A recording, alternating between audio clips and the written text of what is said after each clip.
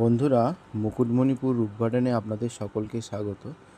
বন্ধুরা, এটা হচ্ছে আমার একটি স্যালোসিয়া ফুল গাছ। এটাকে আমরা মোরগ ঝুঁটিও বলি। তো এটি আমার অজান্তে একটি গোলাপ গাছের টবের মধ্যে হয়েছিল। কোনো যত্ন ছিল না, কিচ্ছু ছিল না। তাতে দেখছিলাম গাছটা অতটা গ্রোথ হচ্ছিল না, যেহেতু অযত্নে পড়েছিল। কিছুদিন আগে হঠাৎ সেটিকে আমি তুলে নিয়ে একটা সেপারেট টবে বসাই। বসানোর পরে দেখছি খুব সুন্দর গ্রোথ নিয়েছে, ডালপালা খুব সুন্দর হয়েছে, গাছটা দেখতে ভালো লাগছে।